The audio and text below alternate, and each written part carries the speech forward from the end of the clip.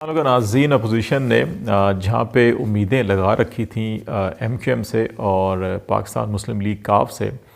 अदम एतमाद के हवाले से, अगरचे मुनस इलाही के हालिया बयान ने उनकी उम्मीदों पर पानी फेरा है, लेकिन अभी भी अपोजिशन की कुछ उम्मीदें बाकी हैं और अब उनकी नज़रें जो हैं वो जहांगीर खान तरीन ग्रुप पर लगी हुई हैं, जिन्होंने इस लाहौर में ओन चौधरी की रिहाइशगाह पर एक इशाइये का एहतमाम किया गया और उसमें जहांगीर तरीन के ग्रुप के जो अरकान कौमी असम्बली हैं और पंजाब असम्बली के अरकान हैं, उन्होंने शिरकत की। इसमें उन्होंने ये फ़ैसला किया कि वो मौजूदा सियासी सूरत हाल में भरपूर अपना सियासी किरदार अदा करेंगे। अब ये भरपूर किरदार से उनका क्या मुराद है,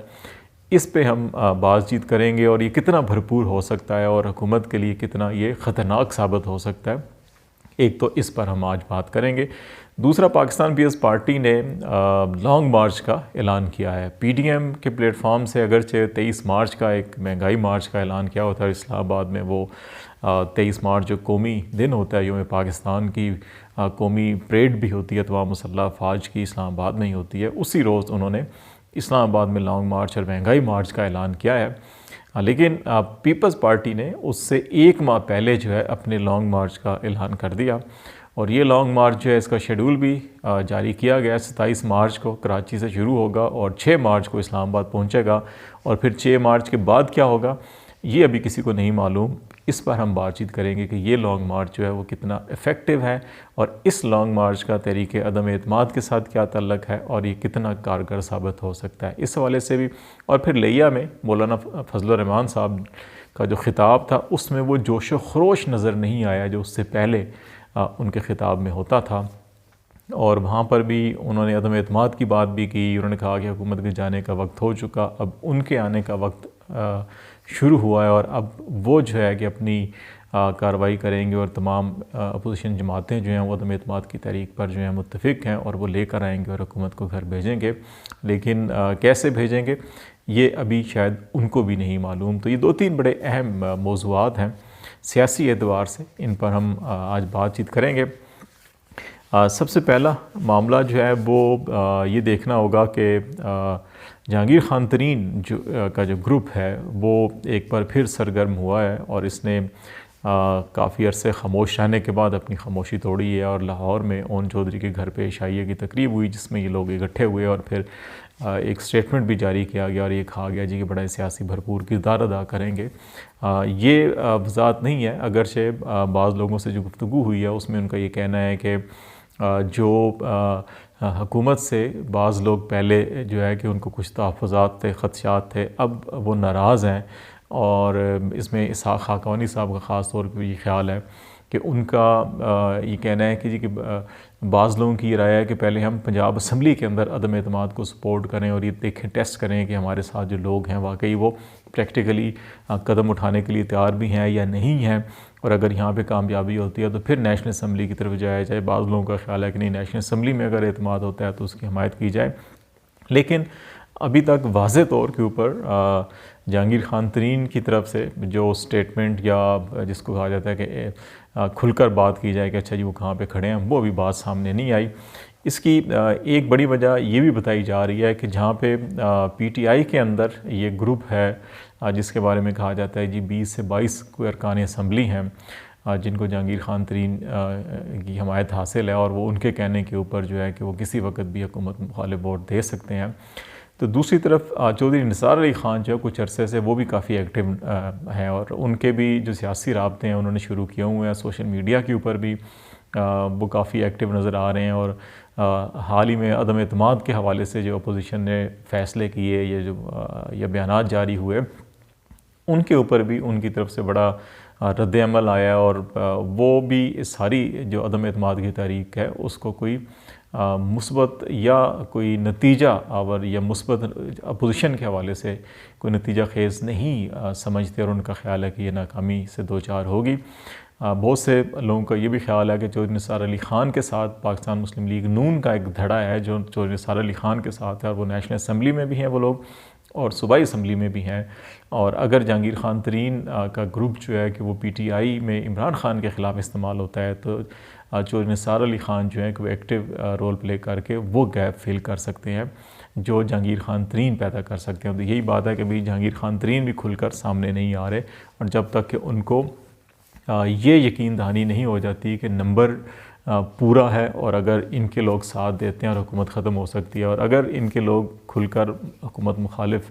सफ़ों में खड़े होते हैं और फिर हुकूमत को ना गिरा सकें, जैसे कि सेनेट के अंदर वाज़ेह अक्सरियत होने के बावजूद चेयरमैन सेनेट को नहीं हटाया जा सका, और फिर इसी तरह हुकूमत ने अपनी मर्ज़ी के कानून साजी भी करवा ली, बिल भी पास करवा लिए, और उसमें अपोजिशन अपने नंबर पूरे नहीं कर सकी। तो ऐसी अगर सूरत हाल होती है तो फिर जहांगीर खान तरीन भी रिस्क लेने के लिए तैयार नहीं है। तो ये जो सिचुएशन सारी इस वक्त है वो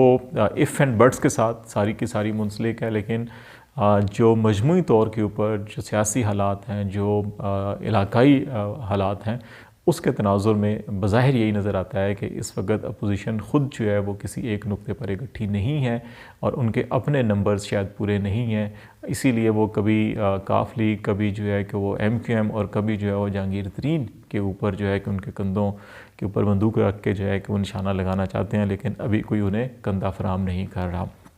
जहाँ तक मामला पाकिस्तान पीपल्स पार्टी के लॉन्ग मार्च का है,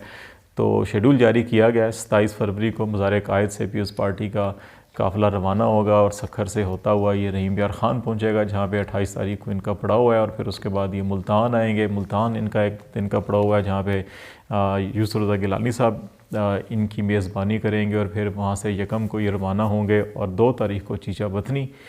इस लॉन्ग मार्च का पड़ाव होगा, और चीचा वतनी के बाद फिर लाहौर में 3 मार्च को इसका क़याम होगा। 3 मार्च के बाद जब लाहौर से रवाना होगा तो वज़ीराबाद एक पड़ाव है इनका, और उसके बाद फिर गुजर खान, और फिर 6 मार्च को ये इस्लामाबाद पहुँचेंगे। पॉलिटिकली एक्टिवली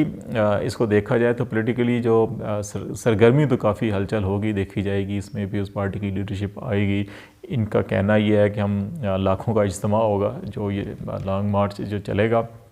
तभी देखते हैं कि कितने लोगों को ये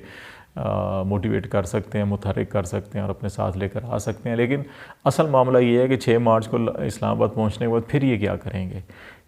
23 मार्च का लॉन्ग मार्च फजल रहमान साहब का है। अब तहरीक अदम एतमाद के हवाले से फ़ैसला कर लिया करना है, लेकिन कब करना है, कैसे करना है,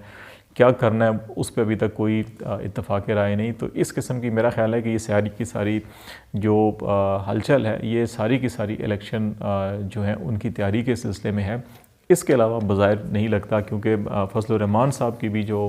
लिया में सारी ये जलसे हुआ, उससे पहले भी जो वो जो जोश व जज्बा उनके यहाँ अमूमन होता है, उनके जलसों में, उनकी